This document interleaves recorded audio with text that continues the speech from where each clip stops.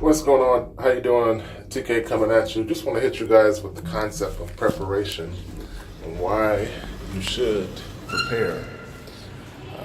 I tend to prepare with cryptocurrency because it's an alternative form of exchange that's not controlled by a central authority. It's not controlled by a central bank. Whereas paper money, devaluation is heavily influenced by the powers that be associated with quantitative easing and oil manipulation. So, as a student of the money game, I just want to present some facts to you guys and hopefully get you to think differently. Now, if you think about when President Nixon took us off the gold standard, it allowed accounting to transform. And when I say that, I mean that when we had Bretton Woods, accounting took place in a realistic format where you essentially had a certain amount of vault precious metal to back up what was publicly stated in terms of reserves. So Nixon removing the accountability to precious metals in relation to money supply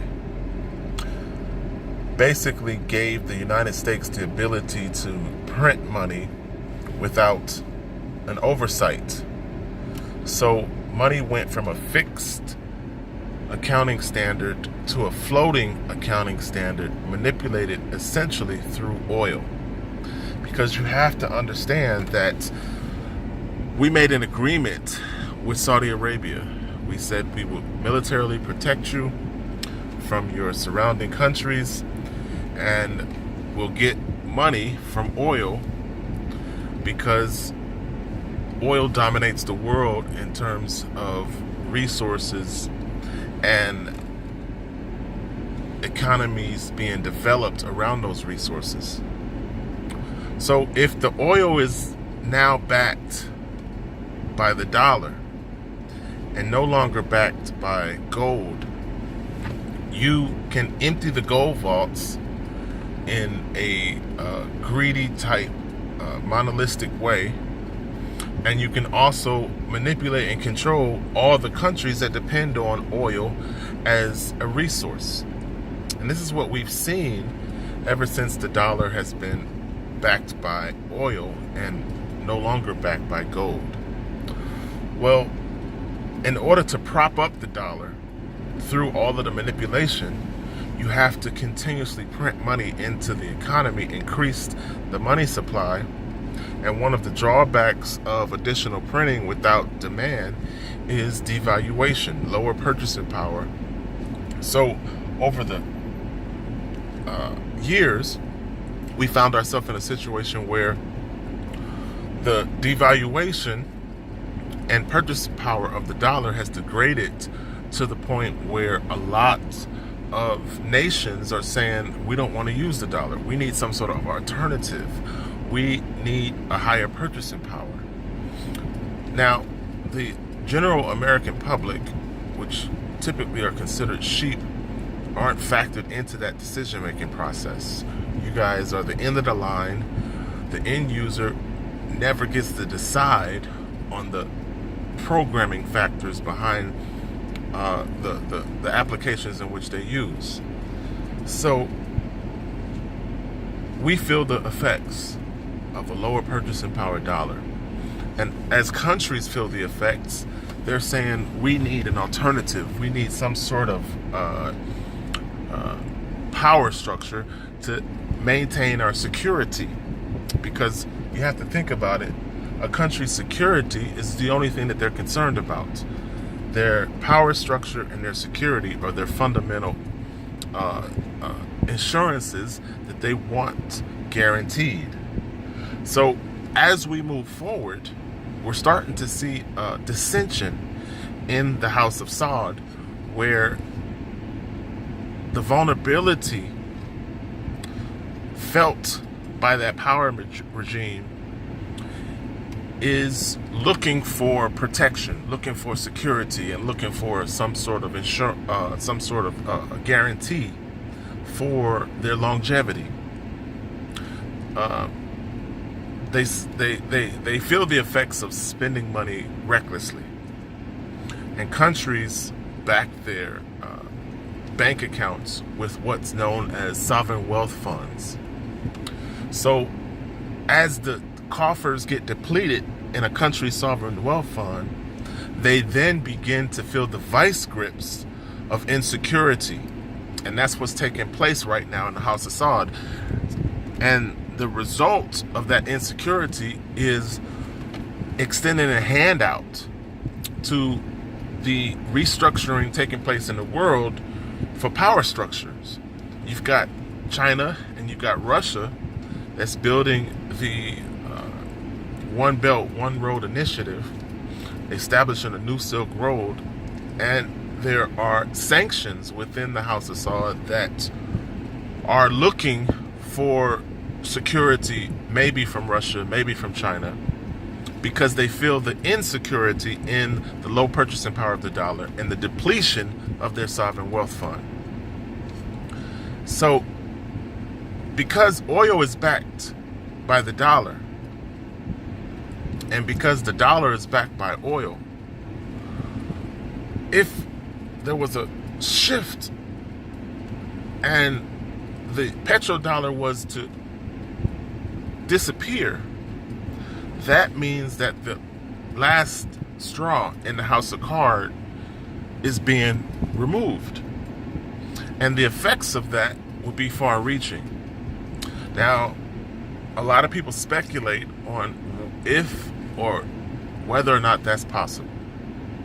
But we do see signs that the House of Saud is looking for help from another superpower because of the vice grips of insecurity that comes with devaluated US dollars. So, without protection and without guarantee, people get scared. And that fear creates actions in places where normally wouldn't be. So you have to prepare yourself. Everything is about preparation. That's why I started the video talking about gold, silver, and Bitcoin, cryptocurrency. I look at gold and silver because anywhere in the world you can go and basically get a line of credit with gold and silver. You pay back the line of credit and you get your gold and silver back. I look at cryptocurrency because, as I stated, it's a separate system outside of the traditional fractional reserve banking. And because it's not a part of fractional reserve banking, it doesn't have the same vulnerabilities. Now, people argue about the validity of cryptocurrency and what role it will play in the future. But one thing that we can say factually right now is that it allows growth where growth was prohibited before. So to be an advantageous positioner and a cryptocurrency entrepreneur, it means to take advantage of that loophole while it's available. Position yourself heavily in cryptocurrency now so that you can see the gains that are not currently controlled by a central authority, by fractional reserve banking. So understanding these fundamentals is the key to ensuring some sort of solution in your future, or some sort of acquisition towards a better future. And that's what has to be your thought process. If you think about the Matrix, everything keeps you distracted. You're focused on smoke, and smoke dissipates. So you have to elevate your consciousness, change your vibrational rate, and get to the point where you are focused on solutions and you are positioning yourself accordingly based on the changes that are taking place within the power structures worldwide. Now, you have to remember that where power goes, so does money influence. And the financial shift that's taking place worldwide is based on power positioning. So as we move forward into the future, I want to touch on this Revelation prophecy that talks about World War III. And that's how I'll end the video. Now, I'm not coming from a Christian standpoint, because before Christianity, there was spirituality. So if you know that all the tenets of Christianity was taken from a spirituality embodiment, then once you go back, you're able to freely go forward.